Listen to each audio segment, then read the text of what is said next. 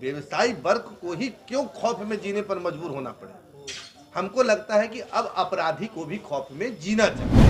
हम लोगों ने एक व्यवसायिक सुरक्षा परिषद बनाने का निर्णय लिया है, बना सके और अपराधी को ये डर हो सके कि व्यापारी वर्ग भी अपना सुरक्षा स्वयं कर सके। घर में बैठे हैं तब गोली मार दिया जा रहा है, सड़क पे जा रहे हैं तो गोली मार दिया जा रहा है। ऐसे अपराधियों का घर घर से इनकाउंटर होना चाहिए। हमारा जो आज प्रेस वार्ता आप लोगों के बीच रखा गया है, उसका मुख्य उद्देश्य व्यापारियों की सुरक्षा के लिए रखा गया है। जिस तरह से आज राजधानी पटना और बिहार के विभिन्न शहरों में व्यवसायी वर्ग को, जैसे आरा में लूट हुआ, ज्वेलर्स का लूट हुआ, कल एशियन हॉस्पिटल के जो मालकिन थी उनकी दिन दहाड़े हत्या हुई, तो व्यवसायों की जो जान है हमेशा खतरे में है। हम लोगों की स्थिति है कि अब सुबह निकले हैं तो शाम घर लौटेंगे नहीं लौटेंगे, ये एक बहुत बड़ी समस्या बन चुकी है। हम लोग आज व्यवसायिक परिषद का हम लोगों का बैठक था। व्यवसायिक बैठक के बाद हम लोगों ने ये तय किया है कि अब सरकार के भरोसे हम लोगों को नहीं रहना है। हम लोगों ने एक व्यवसायिक सुरक्षा परिषद बनाने का निर्णय लिया है, जिसमें व्यवसायियों का एक समूह जो है वो पूरी तरह से रजिस्टर्ड रहेगा। हम लोग अपनी सुरक्षा भी करेंगे और मुझे जहाँ तक लगता है कि ये बार बार डर और भय के माहौल में जो जी रहे हैं, उससे अच्छा है कि एक बार लड़ करके ही मरा जाए। आखिर व्यवसाय ही क्यों खौफ में जिए, व्यवसायी वर्ग को ही क्यों खौफ में जीने पर मजबूर होना पड़े।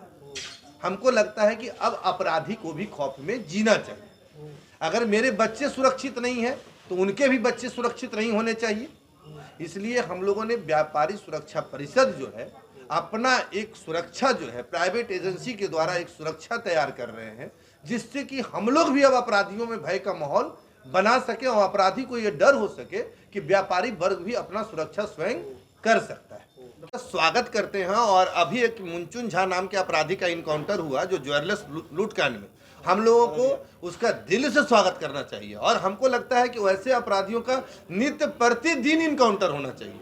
अपराधी किसी भी जाति, किसी भी धर्म और किसी मजहब का नहीं होता है, वो पूरी मानवता और पूरे व्यवसायिक वर्ग के लिए खतरा बना हुआ है। इसलिए हमको लगता है कि उस पूरे व्यवसायी वर्ग को बचाने के लिए ऐसे अपराधियों का घर घर से इनकाउंटर होना चाहिए। ऐसी प्रक्रिया बहुत बार हो चुकी है और बहुत सारे बिहार में ऐसे घटना घट चुके हैं जब सरकार फेलुअर हो गई है। तो उसी सरकार का कहना है कि कार्रवाई अवश्य होती है, ये जंगल राज नहीं है, कार्रवाई अवश्य होती है। अपराध को कंट्रोल नहीं किया जा सकता है पर उस पर कार्रवाई जरूर की करती है सरकार। कैसी कार्रवाई की आप बात कर रहे हैं, कैसा कंट्रोल की बात आप कर रहे हैं, किस तरह का कंट्रोल की बात करते हैं। जब रास्ता चलते बैंक से पैसा निकालते घटनाएं जो घटित हो रही है और वो अपराधी खुले में घूम रहे हैं, तो आप कैसी आप कंट्रोलिंग की बात कर रहे हैं। कैसे मतलब आप कह रहे हैं कि योगी जी जिस तरह से यूपी में जो, बिल्कुल सी बात है कि स्वाभाविक अगर मेरे साथ ही घटना घटे तब हम अगर समाज की चिंता करते हैं तो नहीं लगता है कि मेरे से बड़ा कोई स्वार्थी इंसान इस धरती पर पैदा लिया है। हम अगर समाज में जी रहे हैं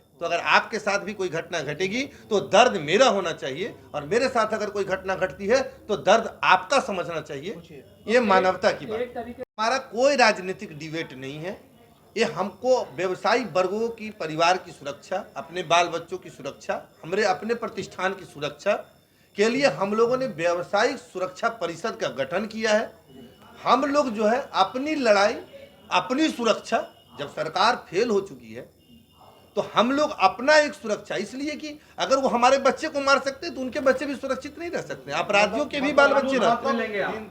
हिंसा का नहीं, देखिए हम लड़ाई लड़ेंगे, किससे लड़ेंगे? बिल्कुल सरकार से लड़ेंगे, अपराध? अगर सरकार अक्षम हो गई, सरकार अब व्यापारियों को सुरक्षा देने में नाकाम है, तो स्वाभाविक सी बात है कि हमारी लड़ाई जो होगी, हम अपनी आत्मरक्षा, अगर हम मर रहे हैं, रोज भयभीत हैं, हमारे बच्चे स्कूल जाने में डर रहे हैं, हम अपने बच्चे को स्कूल नहीं भेज पा रहे हैं, अगर इतनी भयक्रांत जिंदगी जीने से अच्छा है कि भाई हम अपनी प्राइवेट एजेंसी का सुरक्षा लेकर करके हम अपराधियों से भी लड़ सकते हैं। एक हुआ प्राइवेट एजेंसियों का लेके, एक है कि नहीं, तो वो तो आप लोगों को, सारे लोगों को अब समझना चाहिए। सरकार का इकबाल खत्म नहीं हो गया, पूरी सरकार ही खत्म हो गई है। जैसे इकबाल खत्म तब होता है कि भाई चलो इक्के दुक्के घटने घटे और स्वाभाविक सी बहुत सारी परिस्थितियों में घटना घटता है, लेकिन यहाँ पूरी की पूरी सरकार, पूरी की पूरी व्यवस्था चौपट हो गई है।